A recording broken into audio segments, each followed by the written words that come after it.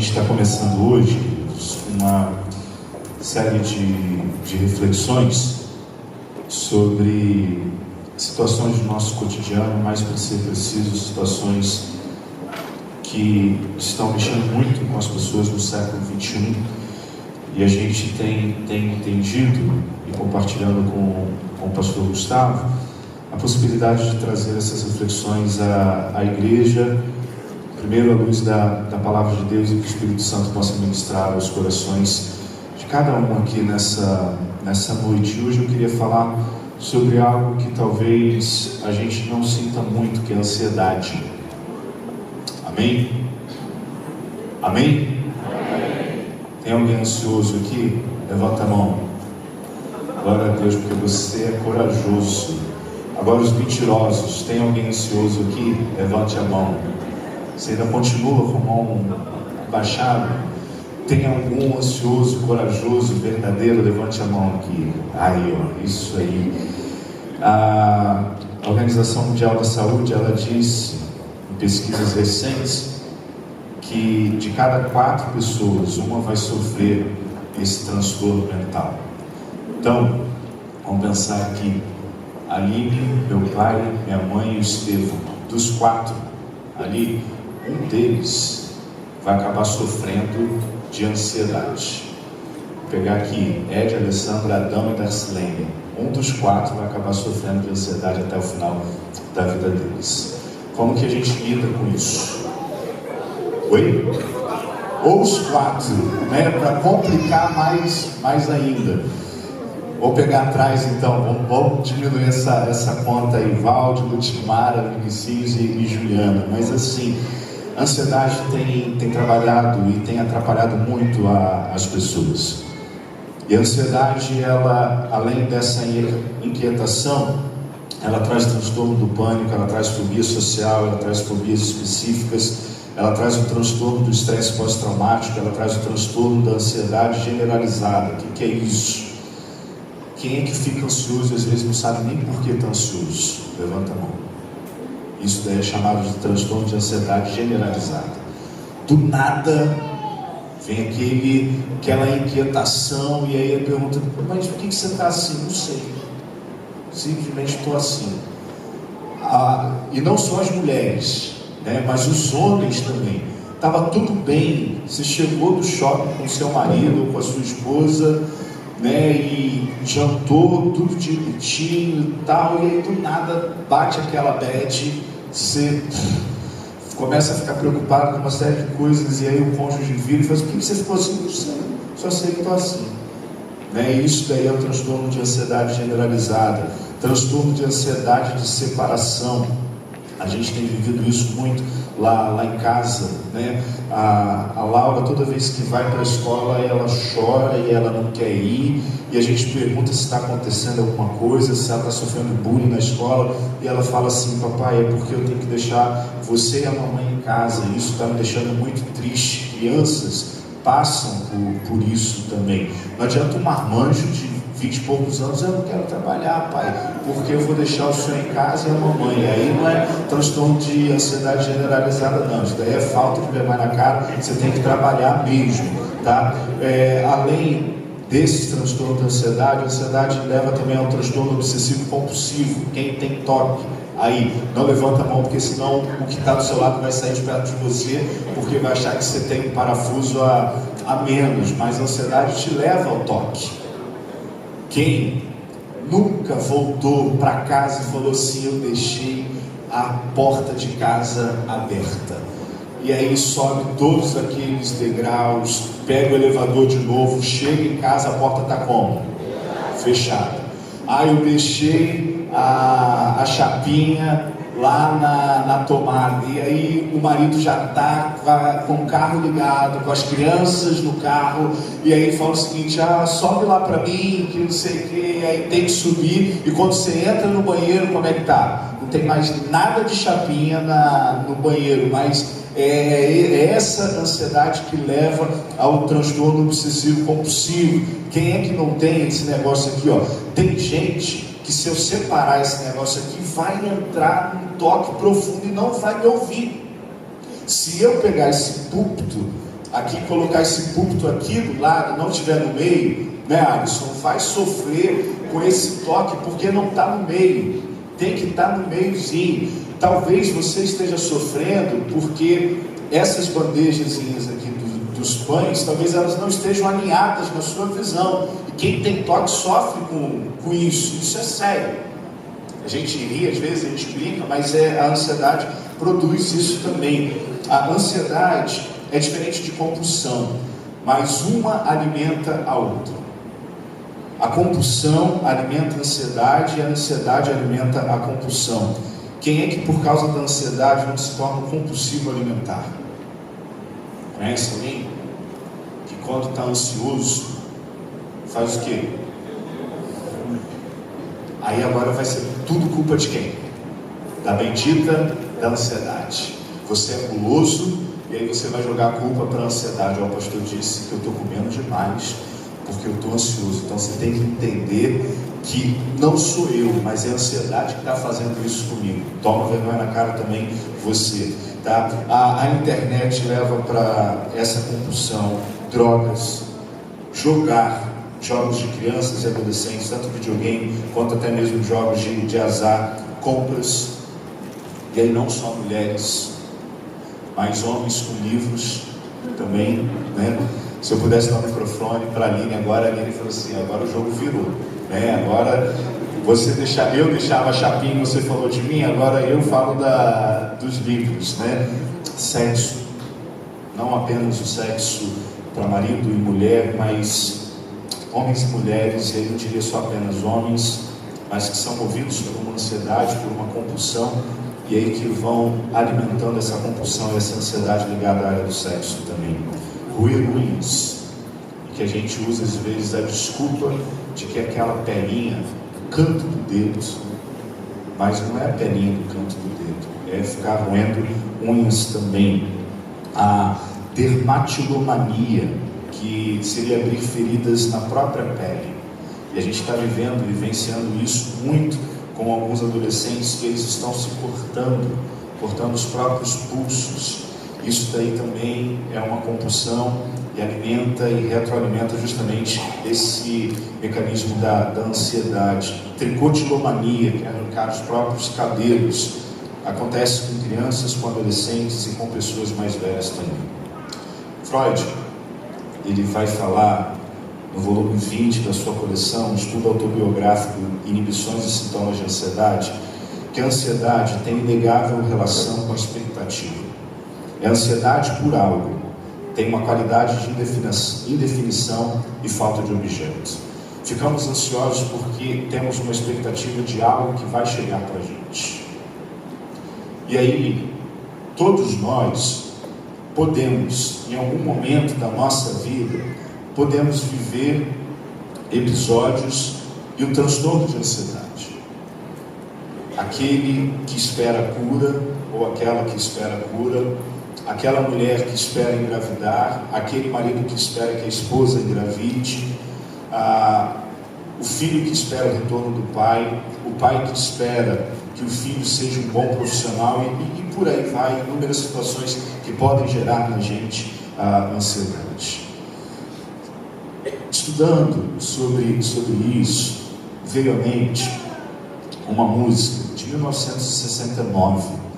Talvez você não tenha nascido ainda, não vou pedir você para levantar a sua mão, mas eu creio que você conhece. Jorge Benjor, País Tropical. Moro num país tropical, abençoado por Deus e bonito por natureza. Mas que beleza, em fevereiro tem... Deixa que eu ouvi quem falou que tem carnaval. Eu tenho um Fusca e um violão, sou? Amém. Sou Flamengo e tenho uma nega, ou eu tenho uma branca chamada Aline. Amém? Daqui a pouco iria ser processado por isso daí, porque tem que ser afrodescendente, por aí vai. Jorge Benjor, não sei se ele pensou nisso, mas nesse pequeno parágrafo da música dele, ele relata um país maravilhoso. País tropical, que todo tempo a gente pode ir para onde? Nesse país tropical? Praia ou piscina. Eu detesto praia. A Aline sabe disso. Eu prefiro 1000 vezes piscina. E o nosso país favorece isso. Favorece com que a gente curta um dia de sol, com que a gente curta esse momento de prazer com a nossa família. Então moramos num país abençoado por Deus, porque de janeiro a dezembro a gente pode curtir esse clima do nosso país. Além disso, Jorge Benjó vai mencionar algo que é considerado a maior festa popular do mundo, que é o Carnaval. Além do país com essa condição climática, além da maior festa de Carnaval, ele fala de duas coisas aqui. O Fusca. O Fusca hoje para a gente pode não representar muita coisa, mas para 1969 era talvez o Camaro amarelo da época, entendeu? Quem tinha um Fusca tinha tudo, sabe? E além do Fusca, ele coloca, e não só na época, mas ele coloca o maior time do mundo. Isso daí eu não estou puxando sardinha para flamenguista não, mas continua ainda sendo o maior time do mundo, quer você queira ou não. Então ele fala do país tropical, que é abençoado por Deus. Ele fala que ele tem aquilo que todos os homens desejavam, que é o carro. Ele fala daquele que era o maior e melhor time, tá? Ele fala do amor, que era uma nega chamada Teresa, tá? Então ele aparentemente está dizendo o seguinte: temos tudo aqui nesse país, temos absolutamente tudo. Só que vem a Organização Mundial da Saúde em 2018 e ela faz uma pesquisa e ela diz que o Brasil é o país mais ansioso do mundo. Olha o contraste. Moramos num país abençoado por Deus, moramos num país que tem a maior festa popular do mundo, moramos num país mais religioso do mundo, 120 milhões de católicos e 50 milhões de evangélicos. Moramos num país em que estamos enfrentando problemas porque as pessoas têm carro, então não é mais o Fusca, mas quase todos possuem um veículo para se locomover. Moramos num país em que as pessoas têm um grande amor, ou seja, temos aparentemente tudo para dizer que poderíamos e deveríamos ser felizes. Mas vem a OMS, aí eu não estou falando, gente, pelo amor de Deus, não estou falando corrente de WhatsApp, não estou falando daquele sujeito que se formou no Facebook, daquele sujeito que se formou, ou aquela tia que manda para a gente aquelas correntes de WhatsApp, não. É a Organização Mundial da Saúde dizendo que em 2018 o Brasil foi considerado o país mais ansioso do mundo e cerca de quase 10% dos brasileiros sofrem com ansiedade. Quase 20 milhões de brasileiros sofrendo com esse transtorno mental. Isso é sério. Aí vem o Estadão ainda, um jornal, no ano passado, dizer que o Brasil está na lista dos 5 maiores países com índices mais elevados de depressão. Caminham praticamente juntos, mas num outro momento, num outro domingo eu vou falar sobre depressão. Para você ter ideia de como a ansiedade move, de como a depressão e os transtornos mentais movem o mundo, no ano passado foram gastos $1 trilhão para se tratar essas doenças mentais. $1 trilhão. Aí os pesquisadores mostram que 1 a cada 5 sofrerá dessa doença mental, desse transtorno mental. E vocês, mulheres, esse número dobra. De cada 4 mulheres, 2 vão sofrer com esse transtorno mental. A médica psiquiatra Ana Beatriz Barbosa Silva, no livro Mentes Ansiosas, eu recomendo para você, ela escreveu o seguinte: medo e ansiedade são faces da mesma moeda, algo previsto e necessário para a nossa existência. Ela não diz que a ansiedade e o medo não devem viver na gente. Sim, são coisas inerentes à nossa existência. Mas a ansiedade em excesso, o medo em excesso, eles trazem doenças terríveis para a gente. Quem é que não perdeu noites de sono por causa de um problema que não foi resolvido por causa de uma ansiedade? Quem é que pensa em deitar, mas às vezes não consegue dormir porque tem um problema para resolver no dia seguinte e a ansiedade fica ali em cima, em cima, em cima, em cima e você não consegue dormir? A Ana Beatriz, ela vai dizer que algumas coisas influenciaram nesses últimos 30 anos para que a ansiedade então aumentasse, principalmente no Brasil. A urbanização, a globalização e a lógica do mercado capitalista. Quantas mães aqui nunca fizeram ultrassonografia? Levantem as suas mãos. Quantas mães, quando estavam grávidas? Não tem ninguém? Uma Maria, Virgínia, uma Eva, Rosinha. São mães mais experientes, vamos dizer assim, né? Oi? Não, mais ultra, para descobrir sexo do bebê, isso daí não tinha. Morreram. Não estou dizendo que o avanço da medicina seja algo ruim ou algo prejudicial. Não é isso. Mas, na visão da Ana Beatriz, querendo ou não, esse processo de urbanização, de globalização, de lógica do mercado capitalista, isso intensificou os transtornos de ansiedade. Porque aí as mães mais novas, todos os meses fazem o quê? Ultra, para acompanhar o desenvolvimento do bebê, lógico. Aí vem ainda a lógica do mercado e diz o seguinte: esquece esse negócio de saber o sexo do bebê na ultra, faz o seguinte, faz o quê? Não, isso daí tem que fazer, mas não faça mais para descobrir o sexo. Faz aquele bendito ou maldito chá de quê? De revelação. Aí gera mais o quê? Ansiedade e mais dinheiro, certo? Porque aí você tem que alugar um espaço que você vai fazer no quintal da sua casa, aí você encomenda o bolo, você encomenda o recheio que você não sabe qual vai ser, você tem que furar aquele bendito ou maldito balão, e aí fica todo mundo com aquela cara assim: vai logo, fura logo, gente, esse negócio, eu não aguento mais isso aqui. Aí os convidados também começam a entrar no processo de quê? De ansiedade também. Sim ou não? Quem já participou de um chá de revelação? Gente, dá vontade de falar o seguinte: fura logo esse negócio, parte logo esse bolo, porque eu não aguento mais esse ninguém, se é menino, se é menina. Porque antigamente não tinha nada disso. E aí você entra nesse processo de ansiedade, você entra nesse transtorno de ansiedade. Outra coisa, tínhamos telefone antigamente? Celular? Não.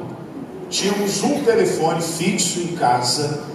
Gente nova, vocês aí que são novos, vocês não sabem o trabalho que era esperar da linha, não era, gente?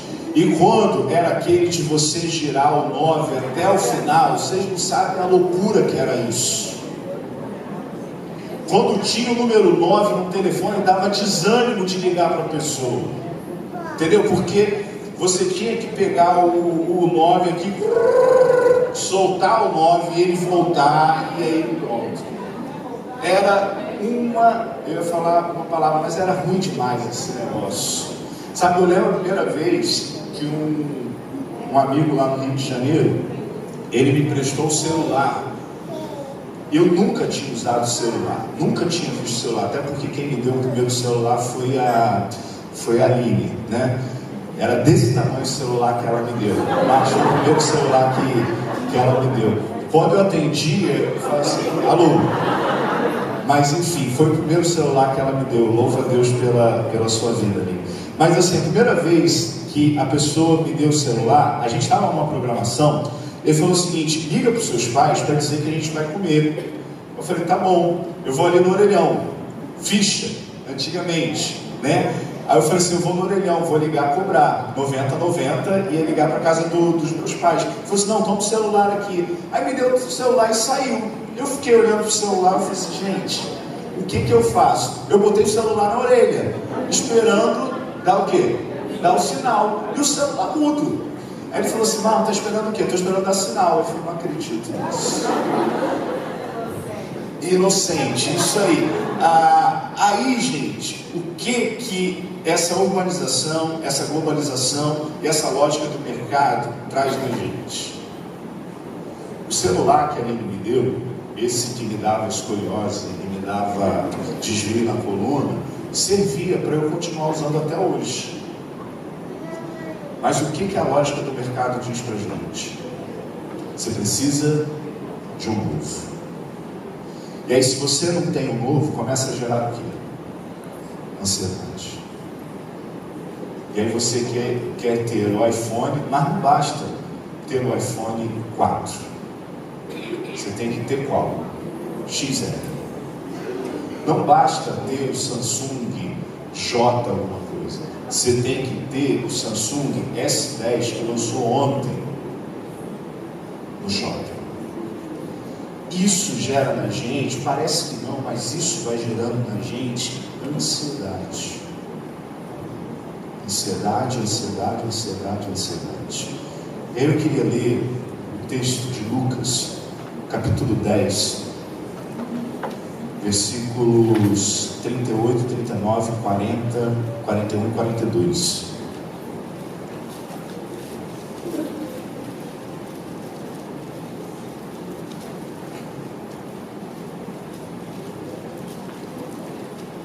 Lucas capítulo 10, versículo 38 até o 42.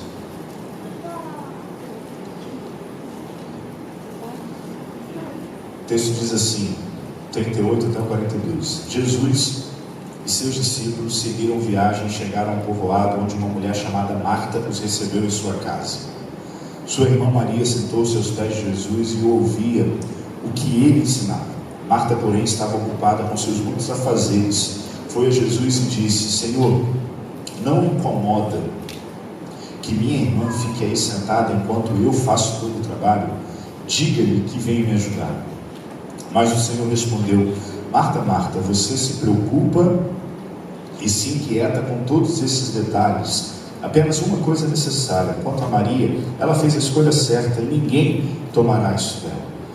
Eu pensei em outros textos para falar sobre ansiedade, mas esse daqui realmente calhou, porque é o próprio Jesus quem diagnosticou a Marta passando por um transtorno de ansiedade. A expressão usada por Jesus na primeira palavra, no versículo 41, e na NVI, eu vou ler também na NVI, Lucas capítulo 10, versículo 41, na NVI está escrito assim, respondeu o Senhor, Marta, Marta, você está preocupada e inquieta com muitas coisas. A palavra preocupada, e como está na NVT, você, cadê? 11, 30, peraí gente, que virou a página aqui, 10, você se preocupa e se inquieta. Esse verbo no grego, se preocupar ou estar ansiosa, é a mesma palavra que Jesus usou em Mateus capítulo 16. Não se preocupe quanto ao dia de amanhã, basta cada dia o seu mal. É a mesma palavra que o apóstolo Paulo escreveu para a gente em Filipenses capítulo 4, que a gente não deveria andar ansioso, mas a gente deveria pensar naquilo que é puro, naquilo que é reto, naquilo que é justo, naquilo que é verdadeiro, e é a mesma palavra que Pedro escreveu na sua primeira carta, capítulo 5, no versículo 7, quando Pedro disse assim: lançando sobre ele toda a vossa ansiedade. Então, o que Marta está vivendo aqui é a mesma situação de Jesus falando para os seus discípulos lá no Sermão do Monte, em Mateus capítulo 6, é a mesma situação de Filipenses capítulo 4, a partir do versículo 6, e é a mesma situação de Pedro escrevendo 1 Pedro capítulo 7, 5, 7. Por isso, esse texto cai como uma luva para a gente, porque não é uma suposição minha, não é uma visão minha de que Marta estivesse ansiosa, de que Marta estivesse preocupada com o dia seguinte, mas é um diagnóstico feito pelo próprio Jesus. Jesus, então, sabendo disso, disse assim: Marta, você está preocupada e está inquieta com todos esses detalhes, apenas uma coisa é necessária. Sabe, o que me salta aos olhos, começar a conversar sobre ansiedade, é que muitas vezes nós ficamos cada vez mais e mais ansiosos, porque não conseguimos enxergar um olhar de compaixão, um olhar de misericórdia, um olhar de graça dos nossos. Porque às vezes a gente vê uma criança já sofrendo com episódios de ansiedade, com transtorno de ansiedade, e a gente diz às vezes para os nossos filhos o seguinte: isso é bobeira, isso é palhaçada, isso é frescura, isso é ausência de uns tapas, isso daí, uma chinelada vai resolver o seu problema. Porque às vezes a gente olha e vê o nosso cônjuge sofrendo com alguma coisa, inquieta por causa de alguma coisa, a gente começa a dizer que aquilo dali é fazer tempestade no copo d'água. A gente, em primeiro lugar, para tratar a ansiedade que a gente vive nesse mundo, precisamos ser empáticos em relação àqueles que sofrem com ansiedade. A Organização Mundial da Saúde, eu disse isso para vocês no início, de 4 pessoas, uma vai sofrer de ansiedade, uma vai sofrer de transtorno mental. E a gente tem um problema muito sério quando diz ou quando fala sobre transtorno mental. Porque eu poderia dizer aqui para vocês tranquilamente o seguinte: olha, eu queria que vocês orassem por mim, porque o meu coração está com um problema muito grave, e se eu não sofrer, ou se eu não passar por um transplante, eu vou morrer em 10 dias. Vocês me abraçariam, vocês chorariam comigo, vocês orariam junto comigo, vocês levantariam um clamor. Aqueles, claro, lógico, obviamente, que gostam de mim fariam isso, sabe, e fala o seguinte: pastor, vou procurar um médico, uma série de coisas e tal. Beleza, vamos resolver o seu problema. Se eu virasse para vocês e falasse o seguinte: olha, eu estou com câncer no estômago, e o diagnóstico o prognóstico é que daqui a algumas semanas eu vou morrer, a compaixão seria a mesma. Vocês orariam por mim, vocês intercederiam por mim, vocês caminhariam comigo sem problema algum. Mas se eu dissesse assim: olha, eu estou sofrendo de ansiedade, eu estou sofrendo de depressão, eu preciso que vocês orem por mim, eu preciso que vocês levantem um clamor por mim, eu tenho certeza que alguns se levantariam um clamor por mim, mas alguns diriam o seguinte: esse pastor não serve mais para ser o nosso pastor, porque ele pode ter câncer, ele pode sofrer de dependência química, ele pode ter uma perna amputada, ele pode ter um problema nos rins, ele pode ter tirado de repente o pulmão, fazer um transplante, ele pode uma série de coisas, mas ele não pode adoecer da cabeça, ele não pode ser doente, ele não pode ser 22. A gente sempre vê o transtorno mental do outro como algo depreciativo, sempre. A gente sempre diz isso. Fulano de tal nem conversa muito fulano de tal, porque o fulano de tal é 22. Não é? É assim. O fulano de tal não bate. Já viu a casa dele? Já viu a família dele? Ele junta lixo em casa. Ó, o que ele falar não se escreve. Sabe, Jesus aqui, ele faz o contrário, porque ele acolhe o transtorno mental de Marta.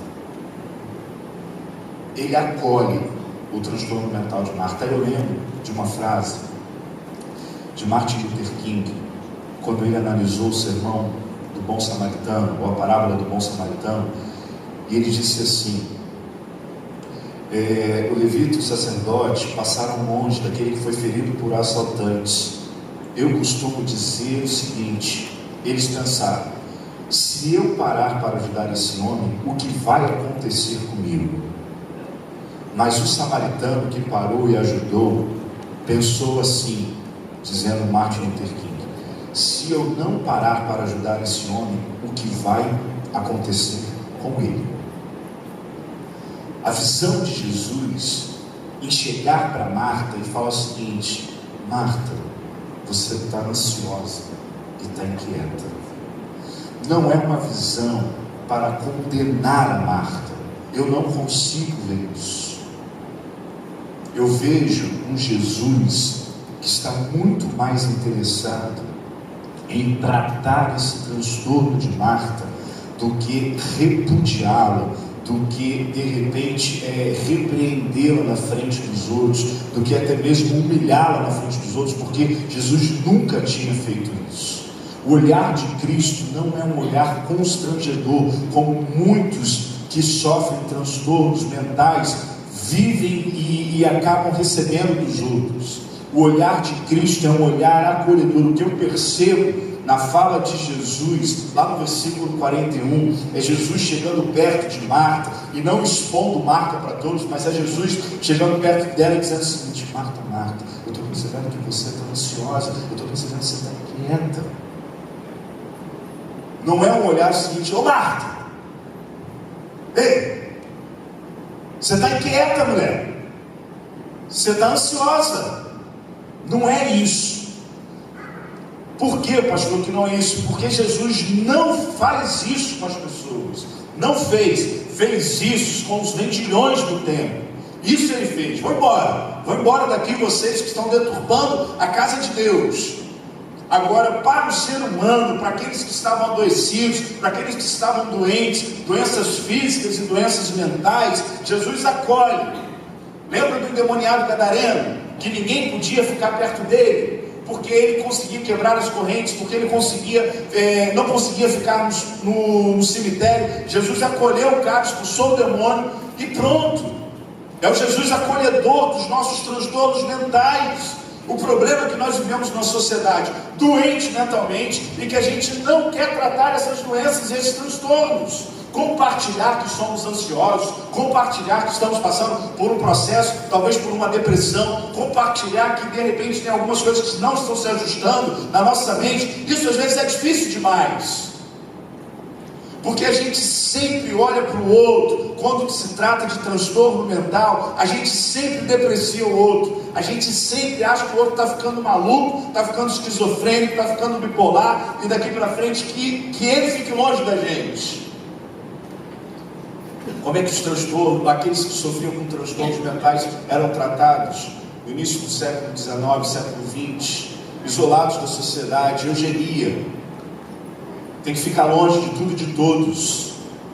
Hoje em dia eles estão entre nós, mas nós estamos mascarando, camuflando. Quantas pessoas aqui no nosso auditório que sofrem dia após dia com ansiedade, com depressão, mas não tem coragem de abrir com o seu cônjuge, não tem coragem de abrir na igreja, não tem coragem de pedir oração, porque acham que se abrirem serão recriminadas, serão discriminadas pela própria igreja. Quantas pessoas gostariam de dizer o seguinte: pastor, igreja, eu gostaria que vocês orassem por mim, porque eu estou sofrendo de um transtorno, de ansiedade generalizada, eu não sei o que é, mas todo dia eu acordo com uma dor no peito, todo dia eu acordo com uma pressão no peito, todo dia eu acordo com pensamentos, até mesmo pensamentos suicidas, mas eu não sei com quem compartilhar isso, eu não sei como falar isso. E as pessoas se calam e vão vivendo cada vez mais esses transtornos de ansiedade, esses transtornos mentais. Sabe, queridos, se alguém chegar para você e falar o seguinte: de repente hoje à noite foi encorajado para te procurar e pedir assim: olha para mim, não menospreze a ansiedade dessa pessoa. Ainda que seja, na sua visão, a coisa mais banal. Ainda que seja, na sua visão, um medo desnecessário.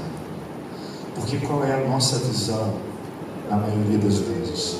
Fulano de tal está fazendo tempestade, um copo d'água.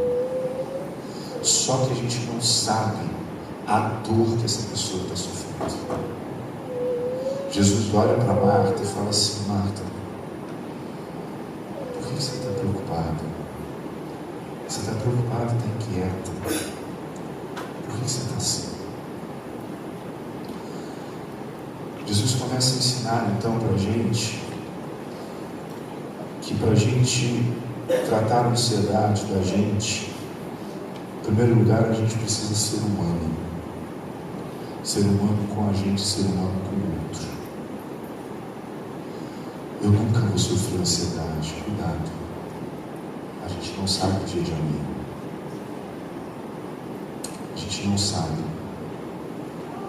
Fulano de tal tem carro do ano, tem uma casa de 300 metros quadrados, tem banheiro em casa, tem 4 carros na garagem, come caviar todo domingo, todo ano vai para a Disney.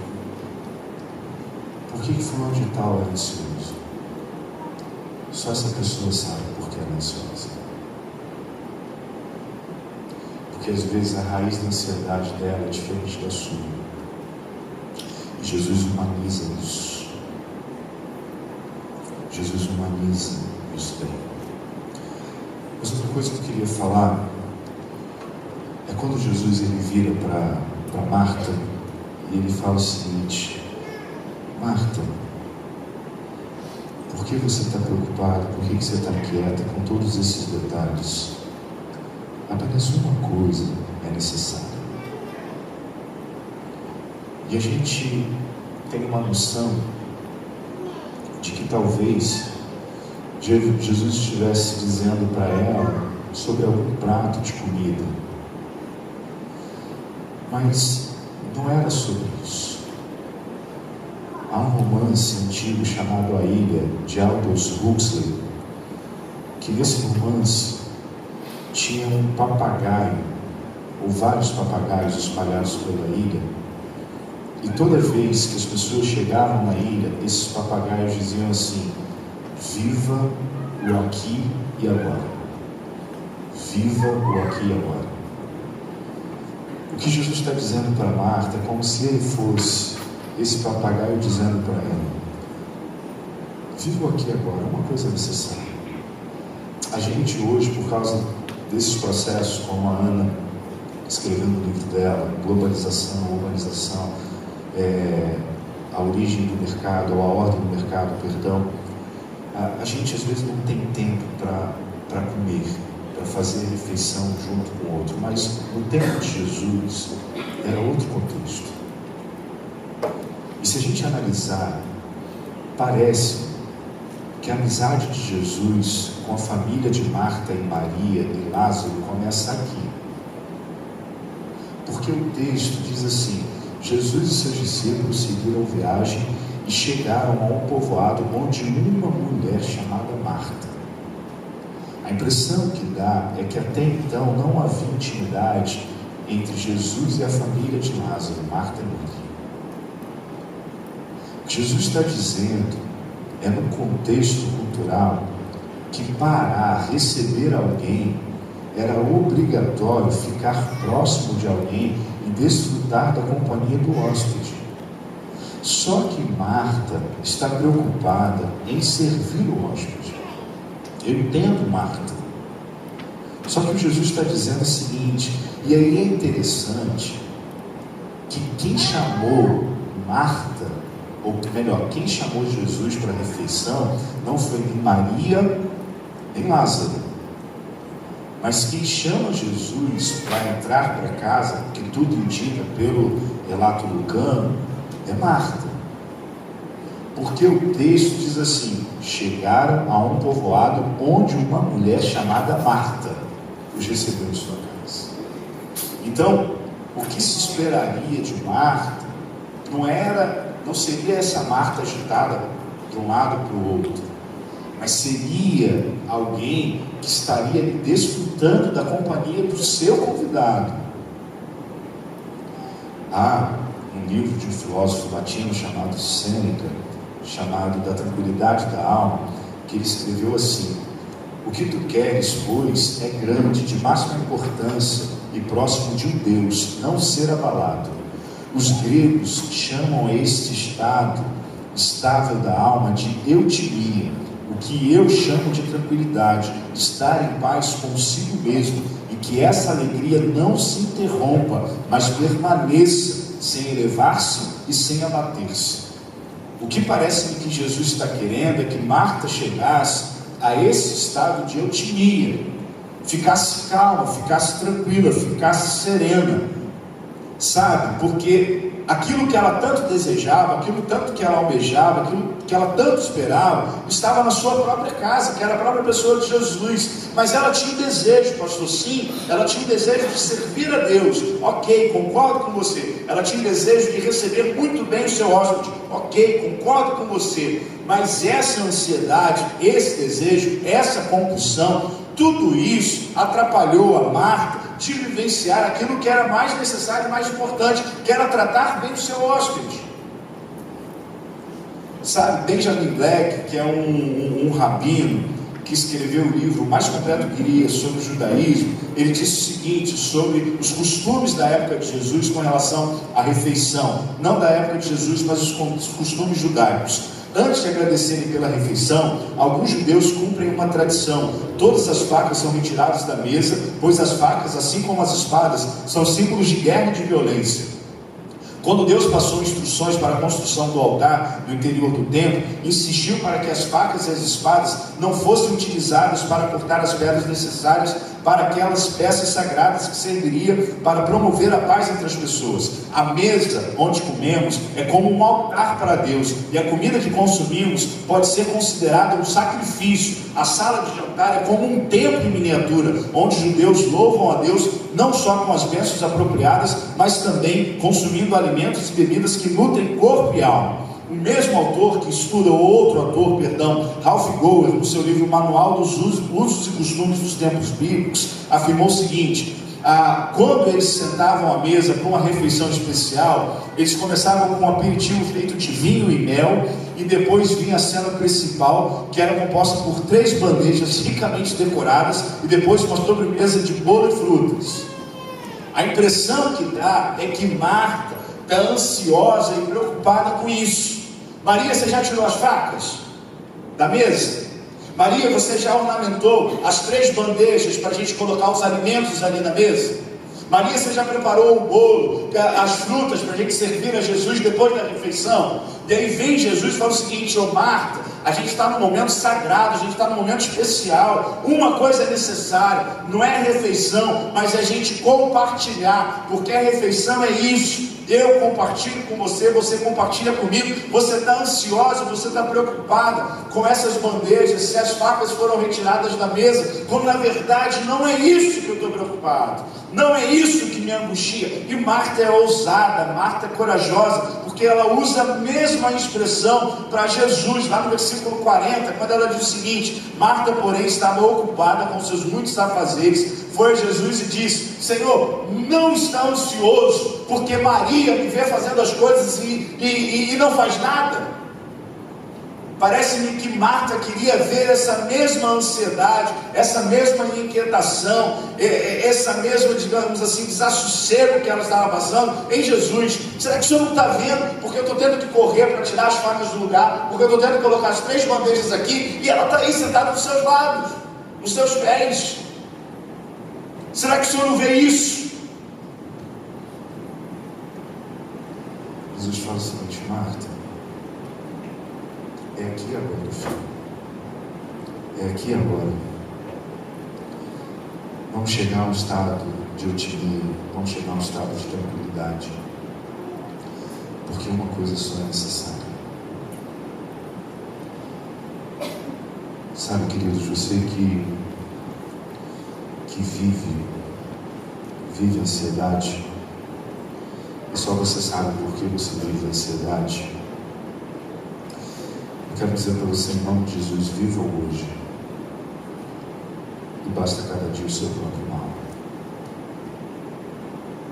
Basta cada dia o seu próprio mal. Mas ainda, para finalizar a reflexão de hoje, Jesus, ele fala algo extremamente importante sobre Maria e que eu queria que você retivesse. Em nome de Jesus.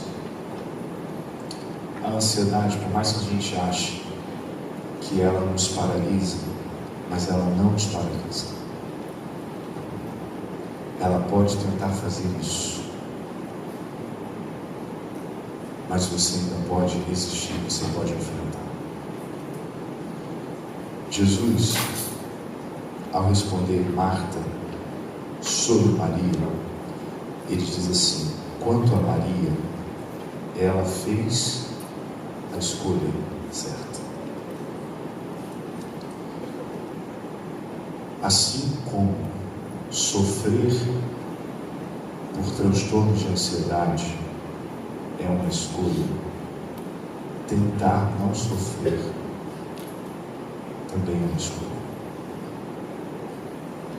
Por mais que seja difícil, mas depende muito da gente querer continuar sofrendo com os transtornos de ansiedade ou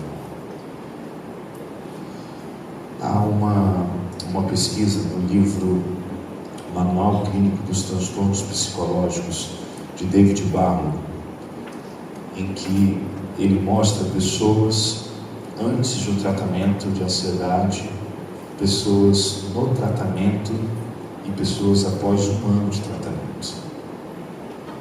E ele coloca algumas situações, eu gostaria de elencar só 3. Andar de transporte público sozinho. Ele pegou 100 pessoas que tinham medo e ansiedade de andar no transporte público sozinho, antes do tratamento. As 100 diziam assim: temos medo. Após ou durante o tratamento, 20 disseram que continuaram com medo. Após 1 ano de tratamento, 9 disseram que continuaram com medo. Outra situação: ficar depois de recitais para conviver com as pessoas. Antes do tratamento, 95 pessoas disseram que tinham medo. No tratamento, 7 pessoas disseram que tinham medo. E após 1 ano de tratamento, 3 pessoas disseram que tinham medo. Ir a recitais. Antes do tratamento, 90 pessoas disseram que tinham medo. No tratamento, 7 pessoas disseram que tinham medo. E após 1 ano de tratamento, apenas 3 disseram que tinham medo. Existe cura para a ansiedade, pastor? Existe. Jesus disse para Marta: Maria escolheu. Maria escolheu. Há outros transtornos que impedem a gente de escolher as coisas. Há pessoas que gostariam de estar aqui e não estão. Elas não podem escolher. Há irmãos nossos acamados que gostariam de estar aqui e não podem. Eles não têm essa possibilidade de escolha. Você que sofre de ansiedade, com muito amor, Deus ainda te deu e ainda te dá a possibilidade de escolher, de se libertar desse transtorno de ansiedade. Não digo apenas no ponto de vista espiritual. Procure médicos, vá a um psiquiatra, vá a um psicólogo, converse com gente que seja solidária à sua dor e à sua ansiedade. Mas mais do que isso, escolha viver. Escolha ser uma pessoa que transborde tranquilidade. Lembre de 1 Pedro capítulo 5, lançando sobre ele toda a vossa ansiedade, porque ele tem cuidado de vós. Amém? Vamos orar, feche os seus olhos, curva a sua fronte.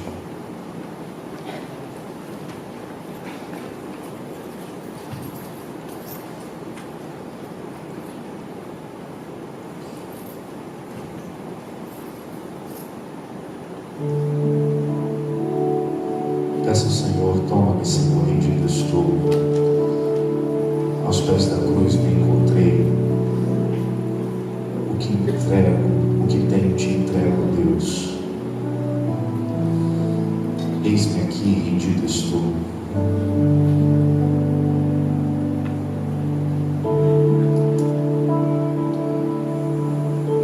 Só você sabe a ansiedade que sofre. Só você sabe há quanto tempo essa ansiedade te machuca. Só você sabe o que essa ansiedade tem feito com você. Mas eu quero dizer para você, em nome de Jesus, que hoje existe a possibilidade de você escolher, de você ser livre. Existem médicos capacitados para tratar da sua ansiedade. Não tenha vergonha de procurar um psiquiatra, não tenha vergonha de procurar um psicólogo, não tenha vergonha de procurar alguém para te ajudar nesse momento. Mais do que isso, lute, escolha a coisa certa. O amanhã não acrescentará nada à nossa vida, mas basta cada dia o seu nome. Vamos louvar.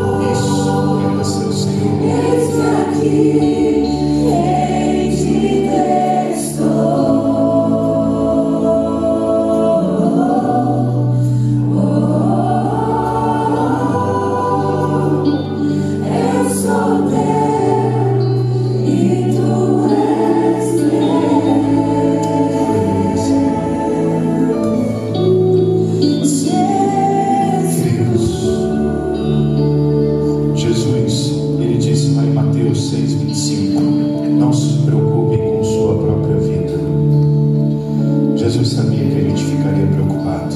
Jesus sabia que a gente ficaria ansioso. Jesus sabia disso tudo. Mas ainda assim Ele nos acolhe. Ainda assim Ele cuida da nossa ansiedade. Ainda assim Ele cuida da nossa preocupação. Então eu queria que você fechasse os seus olhos, olha onde você está, e que você lançasse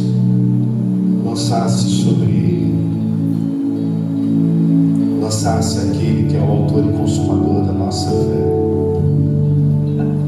E que você, a partir de hoje, totalmente rendido a Ele, você viva o hoje, não mais o amanhã, porque o amanhã não nos pertence, mas o amanhã pertence ao Senhor. E a vontade do Senhor é boa, perfeita e agradável.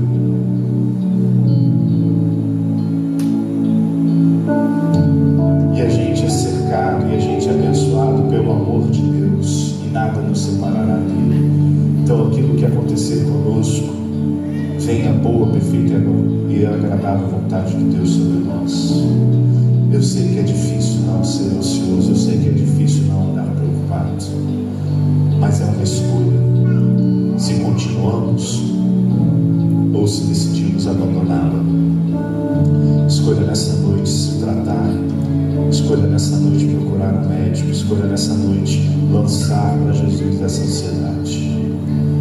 Senhor, toma-nos em Tuas mãos. Totalmente rendidos estamos diante de Ti. Cada um na sua individualidade, na sua subjetividade, cada um no seu choro, cada um no seu lamento, cada um na sua preocupação, cada um na sua ansiedade. E aqui nós queremos nos igualar, Deus, e dizer que o Senhor pode tratar de cada um conforme o Senhor assim quiser, Deus.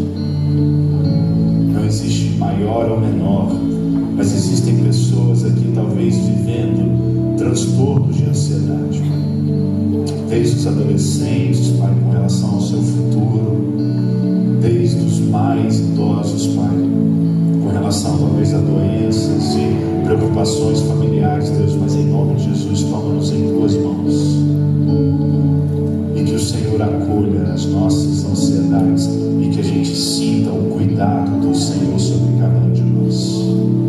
Toda honra, toda glória sejam dados àquele que pode curar a gente, aquele rio que está aqui e que pode ministrar coisas novas aos nossos corações. Em nome do Senhor Jesus.